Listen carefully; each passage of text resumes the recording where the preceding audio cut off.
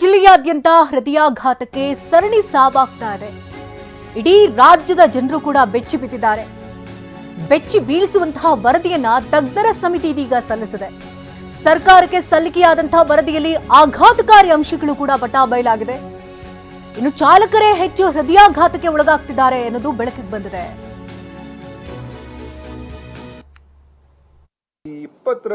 ಒಟ್ಟು 20ರಲ್ಲಿ 6 ಜನ ಅವರು ಆಟೋ ಮತ್ತು ಕ್ಯಾಬ್ ಡ್ರೈವರ್ಸ್. ಸೊ ಈ ಹೈ ರಿಸ್ಕ್ ಆಗುವಂತ ಒಂದು ವರ್ಗ ಅಂತ ಹೇಳಿದ್ರೆ ಈ ಆಟೋ ಚಾಲಕರು ಮತ್ತು ಟ್ಯಾಕ್ಸಿ ಕ್ಯಾಬ್ ಚಾಲಕರು. ಇದು ಜಯದೇವಲ್ಲಿರುವಂತ ಅವರ ಒಂದು ಏನು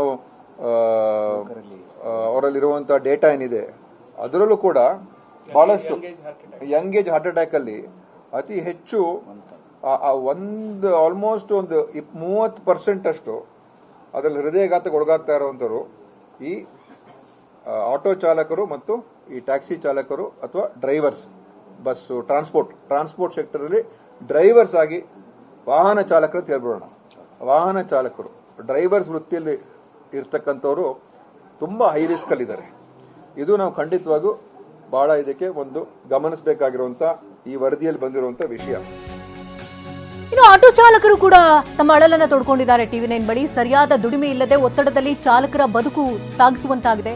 ಧೂಳು, ಬಿಸಿಲು, ಅನಾರೋಗ್ಯಕರ ವಾತಾವರಣ ಕೂಡ ನಿರ್ಮಾಣ ಆಗಿದೆ. ಹಾಗಾಗಿ ಕೆಲಸ ಬಾಡಿಗೆ ಆಟೋ ಕಟ್ಟುವುದೇ ನಿತ್ಯದ ಕೆಲಸವಾಗ್ಬಿಟ್ಟಿದೆ. ಕಲೆಕ್ಷನ್ ಕಟ್ಟಬೇಕು, ಮನೆ ಬಾಡಿಗೆ ಕಟ್ಟಬೇಕು, ಮಕ್ಕಳ ಶಿಕ್ಷಣಕ್ಕೆ ಹಣವನ್ನ ಹೊಂದಿಸೋದಕ್ಕೆ ಪರದಾಟವನ್ನ ನಡೆಸುತ್ತಿದ್ದಾರಂತೆ. ಉಚಿತ ಬಸ್ ಬಂದ ಮೇಲೆ ಆಟೋ ಪ್ರಯಾಣಿಕರ ಸಂಖ್ಯೆ ಕೂಡ ಇಳಿಮುಖವಾಗಿದೆ. ದಿನವಿಡೀ ದುಡಿದ್ರೂ ಕೂಡ ಉತ್ತಮ ಆದಾಯ ಸಿಗದೆ ಕಂಗಾಲಾಗಿದ್ದಾರೆ. ಇನ್ನು ಒತ್ತಡಕ್ಕೆ ಸಿಲುಕಿ ಕಷ್ಟವಾಗ್ತಿದೆ ಅಂತ ಆಟೋ ಚಾಲಕರು ಟಿವಿ9 ಜೊತೆ ತಮ್ಮ ಅಳಲನ್ನ ತೋಡ್ಕೊಂಡಿದ್ದಾರೆ. ಸರಿಯಾದ ದುಡಿಮೆ ಇಲ್ಲ, ಒತ್ತಡದಲ್ಲಿ ಚಾಲಕರು ಬದುಕು ನುಡಬೇಕಾದಂತಹ ಪರಿಸ್ಥಿತಿ ನಿರ್ಮಾಣ ಆಗಿದೆ ಅನ್ನೋದು ಅವರ ಅಳಲಾಗಿದೆ. ಒಂದು ಕಡೆ ಧೂಳು, ಬಿಸಿಲು, ಅನಾರೋಗ್ಯಕರ ವಾತಾವರಣ ಕೂಡ ನಿರ್ಮಾಣ ಆಗಿದೆ ಅಂತ ಹೇಳ್ತಿದ್ದಾರೆ ಆಟೋ ಚಾಲಕರು. 250 ರೂಪಾಯಿ ಕಲೆಕ್ಷನ್ ಕೊಡಬೇಕು ಒಂದು ದಿವಸಕ್ಕೆ. ಗಾಡಿ ಓಡಲಿ ಬಿಡ್ಲಿ ಬಾಡಿಗೆ ಆಗಲಿ ಬಿಡ್ಲಿ 250 ರೂಪಾಯಿ ಕೊಡಬೇಕು, ಪ್ಲಸ್ ಗ್ಯಾಸು, ಪ್ಲಸ್ ಮನೆ ಖರ್ಚು, ಬಾಡಿಗೆ, ಅದು ಇದು ಎಲ್ಲ. ಈಗ ಕೆಲವರು ಸಂಘ ಪಂಗ ಅಂತ ತಗೊಂಡಿರ್ತಾರೆ ಲೋನ್, ಅದಕ್ಕೂ ಕಟ್ಟಿದವರು ಮನೆ ತಗ ಬಂದು ಮರ್ಯಾದೆ ಕಳೀತಾರೆ. ಇವತ್ತಿನ ಕಾಲದಲ್ಲಿ ನಿಮ್ಗೆ ಗೊತ್ತಿರೋ ವಿಷಯನೇ. ಸೊ ಹಂಗಾಗಿ ಅವರು ಕಷ್ಟಪಟ್ಟು ದುಡಿಬೇಕು, ಬೆಳಗಿನ ಸಂಘದ್ರು ದುಡಿಲೇಬೇಕು. ದುಡಿದಲ್ಲಿ ನಿಲ್ಸ್ಕೊಂಡು ಮಂಕೆತ್ನಾರು ಆಗೋಕ್ಕಲ್ಲ. ಸೊ ಹಂಗಾಗಿ ಅವರಿಗೆ ಒತ್ತಡ ಜಾಸ್ತಿ ಇರುತ್ತೆ. ಸೊ ಹಂಗಾಗಿ ಆಗಿರ್ಬೋದು. ನಾವು ಬರೋರೆಲ್ಲ ಮಿಡ್ಲ್ ಕ್ಲಾಸ್ ಅವರೇ, ಇಲ್ಲ ಹೈ ಕ್ಲಾಸ್ ಅವ್ರು ಯಾರೂ ಬರೋಲ್ಲ. ಇಲ್ಲಿ ಹೆಂಗಾಗುತ್ತೆ ಅಂದರೆ ನಮ್ಮ ಜೀವನ ಕಷ್ಟ ಮಾಡೋದೇ ತುಂಬ ಕಷ್ಟ. ಅಂಥದ್ರಲ್ಲಿ ಈಗ ನಮ್ಮ ಮಕ್ಕಳು ವಿದ್ಯಾಭ್ಯಾಸಕ್ಕಾಗಲಿ ಅಥವಾ ನಮ್ಮ ಜೀವನ ಮಾಡೋದಕ್ಕಾಗಲಿ ಈಗ 500 ರೂಪಾಯಿ 600 ರೂಪಾಯಿ ದುಡಿಯೋದು ಇವತ್ತಿನ ಇದರಲ್ಲಿ ತುಂಬ ಕಷ್ಟ ಇದೆ ಸರ್. ಯಾಕೆ ಅಂತಂದರೆ ಈ ಬೆಳಗ್ಗೆ ಇವತ್ತಿನ ಗ್ಯಾಸ್ ರೈಟ್ ಆಗಲಿ ಪ್ರತಿಯೊಂದರಲ್ಲೂ ಕಷ್ಟ ಇದೆ. ಹಾಗಾಗಿ ಒತ್ತಡ ಏನಕ್ಕಪ್ಪ ಅಂದರೆ ಮಕ್ಕಳು ಓದಿಸ್ಬೇಕು, ಅದು ನಮ್ಮ ಸಮಸ್ಯೆನೇ.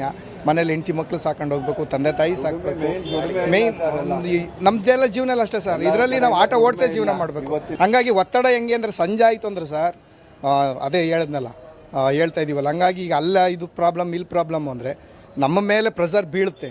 ಬಿದ್ದಾಗ ಏನು ಮಾಡ್ತೀರ, ನಾವು ಅನುಭವಿಸ್ಲೇಬೇಕು. ತಿಂಡಿ ಊಟನೂ ಮಾಡೋಕ್ಕಾಗಲ್ಲ, ಆರೋಗ್ಯನೂ ನೋಡೋಕ್ಕಾಗ್ತಾಯಿಲ್ಲ ಸರ್. ಇವಾಗ ನಮ್ದು ಆ ಥರ ಪರಿಸ್ಥಿತಿ. ಯಾಕೆ ದುಡಿಮೆನೇ ಇಲ್ಲ ಇವಾಗ ಅಂದರೆ ದಿನದಲ್ಲಿ 4 ಬಾಡಿಗೆ ಹೊಡೋದು, 5 ಹೊಡಿಬೋದು.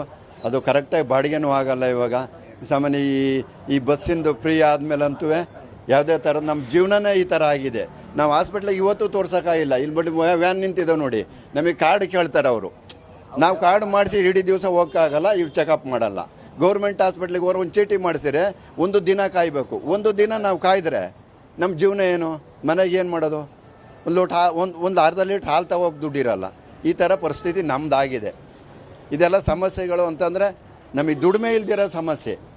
ಎಲ್ಲ ಫ್ರೀ ಕಡೆಯಿಂದ ನಮಗೇನು ಯಾವುದೇ ಥರದ ಉಪಯೋಗ ಇಲ್ಲ. ನಾವೆಲ್ಲ ಇದೇ ಥರ ಆಗೋ ಕಾರಣ ಇವೆಲ್ಲ. ಒತ್ತಡ ಜಾಸ್ತಿ ಸರ್, ತುಂಬ ಒತ್ತಡ. ಸಮಸ್ಯೆಗಳು, ಮಕ್ಕಳು ಓದಿಸ್ಬೇಕು, ಎಜುಕೇಷನ್ ಮಾಡಿಸ್ಬೇಕು. ನಾವು ಒಳ್ಳೊಂದು ಎಜುಕೇಷನ್ ಕೊಡ್ಸೋಣ ಅಂತೇಳಿ ಹೋರಾಡ್ತಾ ಇರ್ತೀವಿ. ಸರಿಯಾಗಿ ರೀತಿಯಲ್ಲಿ ಬಾಡಿಗೆ ನಡೀತಾ ಇಲ್ಲ. ಸರ್ಕಾರದಿಂದ ಫ್ರೀ ಅನ್ನೋದು ಬಿಟ್ಟು ನಮಗೆ ತುಂಬ ಸಮಸ್ಯೆ ಆಗ್ತಾಯಿದೆ. ಅದ್ರ ಒತ್ತಡದಿಂದಲೇ ನಮಗೆ ಆರೋಗ್ಯ ಸಮಸ್ಯೆ. ಅದರಲ್ಲಂತೂ ತುಂಬ BP, ಶುಗರು, ಹಾರ್ಟ್ ಅಟ್ಯಾಕು ಸಮಸ್ಯೆನೇ ಮೇನ್ ಕಾರಣ. ಒತ್ತಡ ಜಾಸ್ತಿ, ಬಾಡಿಗೆ ಇಲ್ಲ. ಬೆಳಗಿಂದ ಸಂಜೆ ಹೊಡೆದ್ರು 300-400 ರೂಪಾಯಿ ಬಾಡಿಗೆ ಮಾಡೋಕ್ಕಾಗಲ್ಲ. ಎಲ್ಲ ಕಡೆ ಫ್ರೀ ಅಂತ ಬಿಟ್ಟು ಮೇನ್ ಕಾರಣನೇ ಸರ್ಕಾರನೇ. ಇತ್ತ ಕಲಬುರಗಿಯಲ್ಲಿ ಹೃದಯಾಘಾತಕ್ಕೆ ಮತ್ತೊಂದು ಸಾವಾಗಿದೆ. ರಾಜ್ಯದಲ್ಲಿ ಸಾವಿನ ಸಂಖ್ಯೆ ಹೆಚ್ಚಾಗ್ತಾ ಇದೆ ಹೃದಯಾಘಾತದಿಂದಾಗಿ. ಕಲಬುರಗಿಯಲ್ಲಿ 38 ವರ್ಷದ ವ್ಯಕ್ತಿಗೆ ಹೃದಯಾಘಾತವಾಗಿದೆ. ಕಲಬುರಗಿಯ ಸೇಡಂ ಪಟ್ಟಣದ ನಿವಾಸಿ ಶ್ರೀನಾಥ್ ಸಾವನ್ನಪ್ಪಿದ್ದಾರೆ.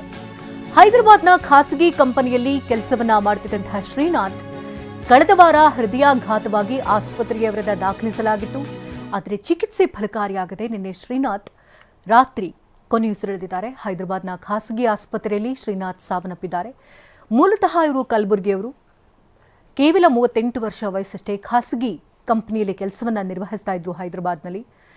ಹಠಾತ್ ಹೃದಯಾಘಾತವಾಗಿದೆ. ತಕ್ಷಣವೇ ಇವರನ್ನು ಆಸ್ಪತ್ರೆಗೆ ದಾಖಲು ಮಾಡಲಾಯಿತು. ಆದರೆ ಚಿಕಿತ್ಸೆ ಫಲಕಾರಿಯಾಗದೆ ಶ್ರೀನಾಥ್ ಸಾವನ್ನಪ್ಪಿದ್ದಾರೆ.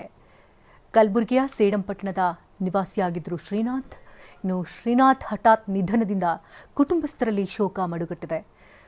ಇನ್ನು ಯಾವ ಕಾರಣದಿಂದ ಅವರಿಗೆ ಹೃದಯಾಘಾತ ಹಠಾತ್ ಆಗಿ ಈ ರೀತಿ ಆಗಿದೆ ಅನ್ನೋದ್ರ ಬಗ್ಗೆ ತನಿಖೆ ನಡೆಸಲಾಗ್ತಿದೆ.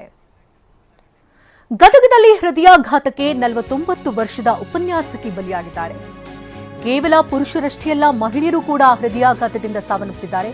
ಗದಗ ನಗರದ ನಿವಾಸಿ 49 ವರ್ಷದ ಪ್ರಭಾ ಕಲ್ಮಠ ಸಾವನ್ನಪ್ಪಿದ್ದಾರೆ. ಸೊರಟೂರಿನ ಕಾಲೇಜಿನ ಉಪನ್ಯಾಸಕಿಯಾಗಿದ್ದರು ಪ್ರಭಾ. ಕಾಲೇಜಿಗೆ ಹೋಗೋದಕ್ಕೆ ರೆಡಿಯಾಗ್ತಾ ಇರ್ತಾರೆ.